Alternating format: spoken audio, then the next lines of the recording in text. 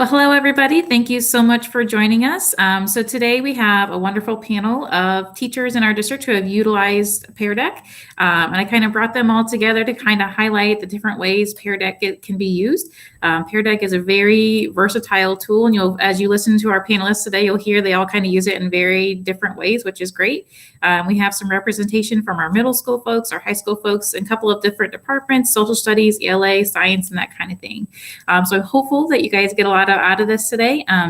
After you're done today, to get your PGPs, remember the link to the form will be in our Golden Nuggets PD menu.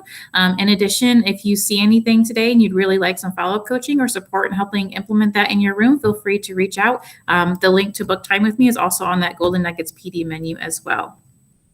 So today what our panelists are going to be doing is just kind of showcasing how they use PearDeck and then kind of talking about what impact that has on their students, also kind of AKA like how is that better than just using Google Slides by itself.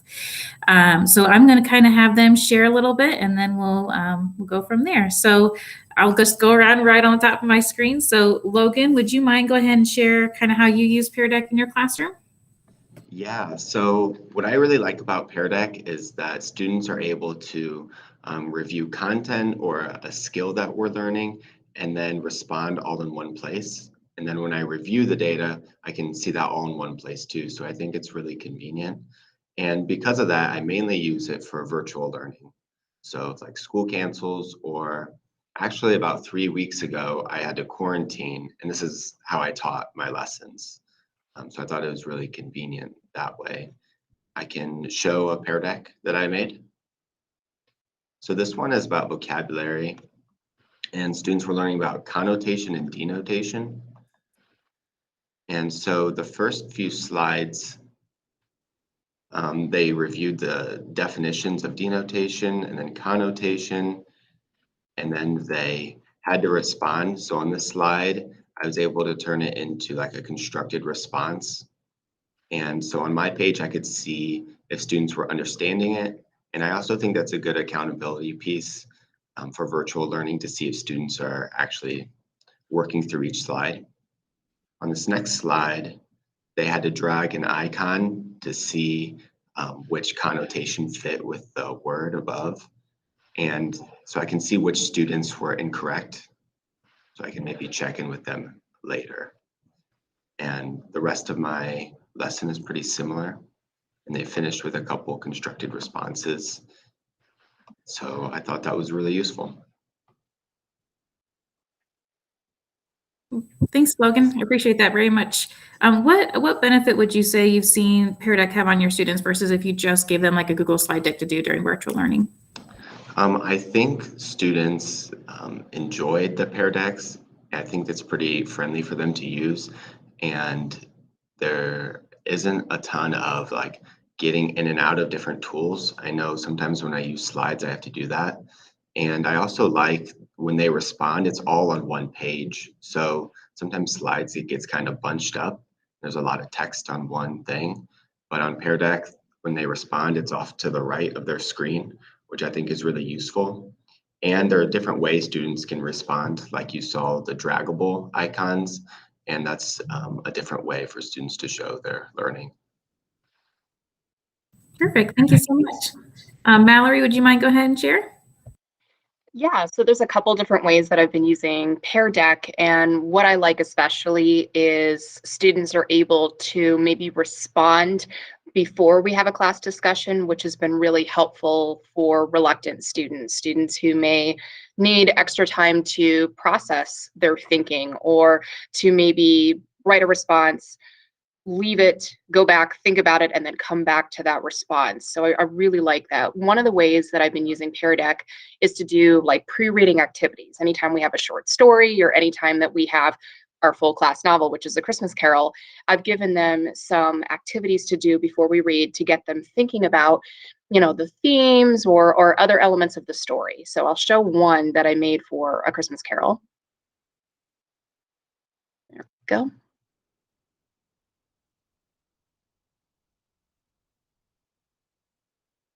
And so, oh, wrong one. So this one just had a series of thought-provoking questions.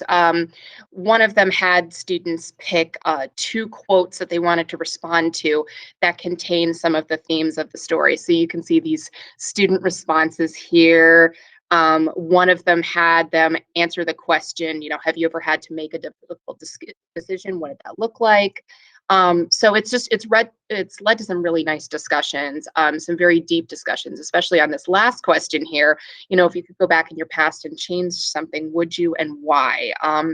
Just some very, I think, emotional responses from the kids. They shared a lot more than they normally would, because I never tell anybody the names of the people who have responded. I always say, well, this person said, or this person said. So I think the kids like the anonymity. They want to respond and they want to share, but they don't necessarily want to be identified. So I think that's one of the powerful things about PearDeck is I can see it, but the kids don't necessarily have to be the ones sharing their responses. So that's been cool.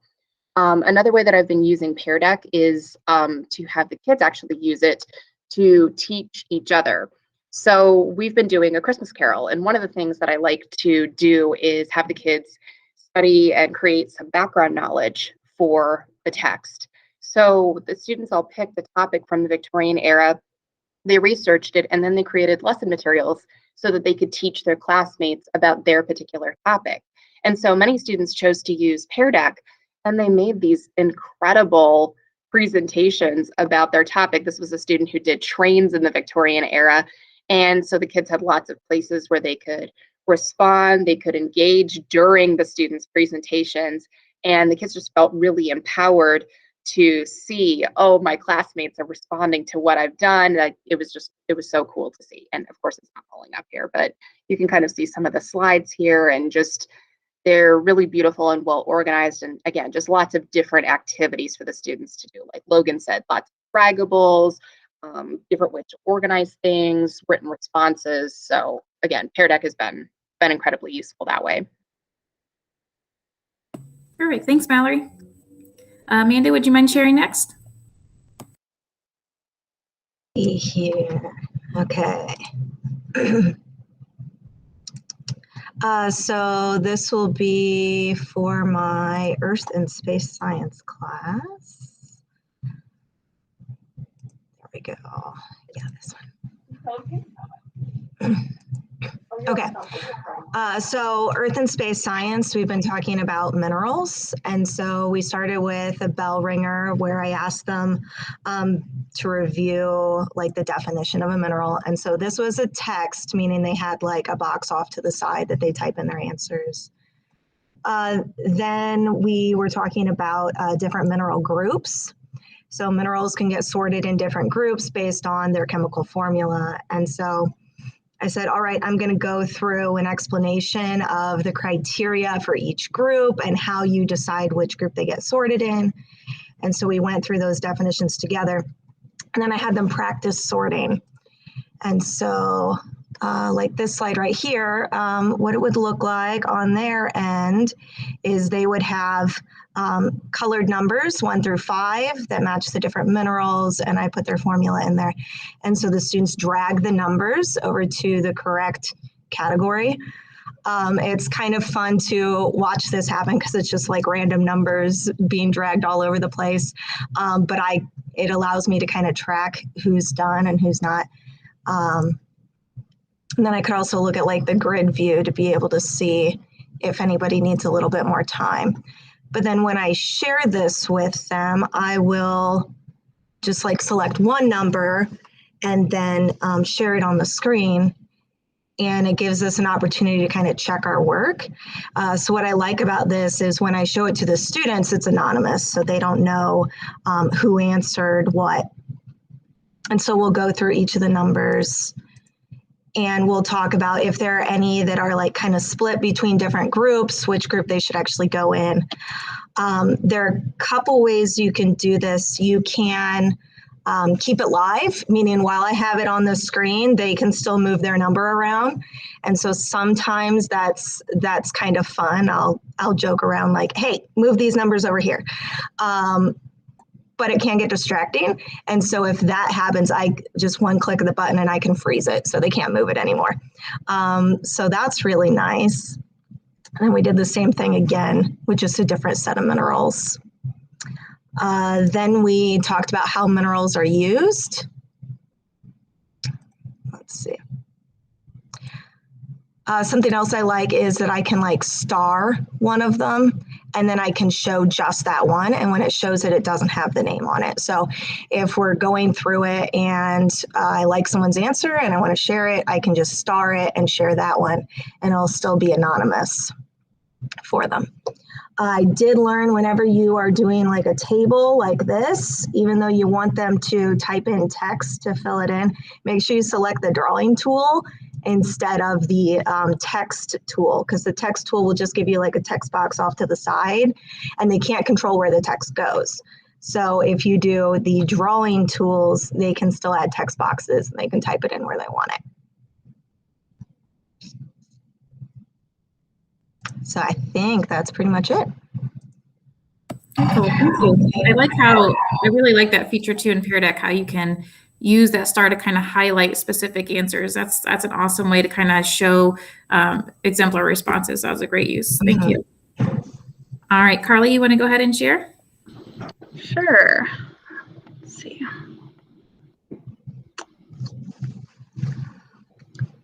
Okay. So the main way that I use PearDeck is in social studies. I tend to have to get up and talk, kind of lecture about a topic, and I don't just like to stand there and talk the whole time. So this makes it more of an interactive activity instead. So I have a couple of geography examples pulled up here. So I really like how I can put a map on PearDeck and then the students can either draw or they can put a marker on where they think it is. So this one I said circle 3 land masses of Oceania. So you can see some of them got it, some of them not so much. So I was able to go back and talk about that with those students and say, hey, this is more of an island, not a landmass. And then also I like the multiple choice options to see if, they were paying attention and listening. Usually I make these a little bit easier. And then I like how you can actually put a website link into PearDeck as well. So this one, I had them take a virtual tour of the Great Barrier Reef. So I gave them like 5 minutes and they just kind of explored and then they came back to the PearDeck. And then once again, the written responses, like everybody else has said, those are nice. And I like how there isn't like a text limit. They can just kind of write as much or as little as they want. Let's see. And then this is one of those examples with the markers of like moving it. So put the yellow marker on an island country, green on a mainland country. And I like that you can toggle back and forth so I can see who's doing what. And then this is an example of what Amanda was saying before with the text box. So the drawing tool, the kids were able to put in a text box to answer the 2 questions. I also, like Logan does, use it on virtual learning days as well. It's easy because there's a mode where you're like live and actually teaching, and then there's also the student-paced mode. And students enjoy doing that as well because they can take their time, play around with it a little bit.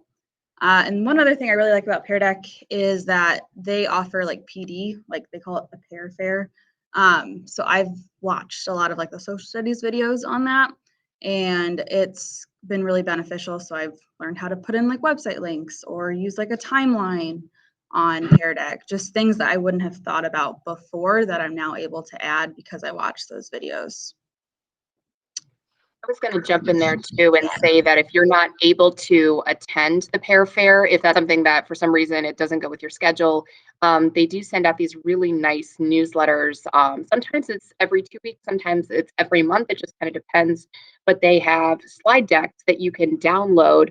And even if you're not ready to use it, I have a folder on my drive and I just pop those bad boys in there. And then when I need something or I need some inspiration, sometimes I'll go and look in there and say, oh, I can use this deck for this particular activity. So if you don't have time for the PD, those little newsletters are a great way just to grab something and save it for later.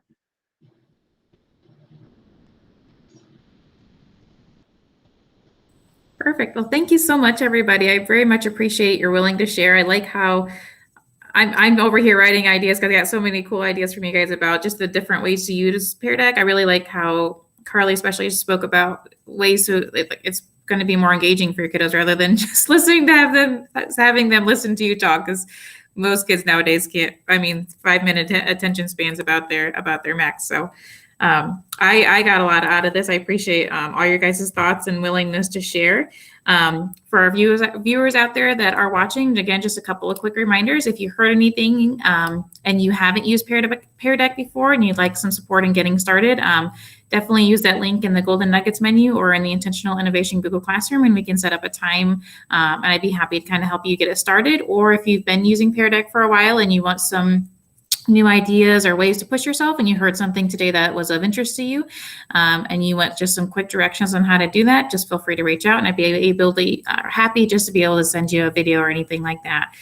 These guys are also really, really great experts. So if you're like, hey, how did you do that really cool thing? Or can you send me a copy of that? I'm sure that they would all be very willing to kind of share their expertise with you. So thank you so much for joining us today, and have a great day.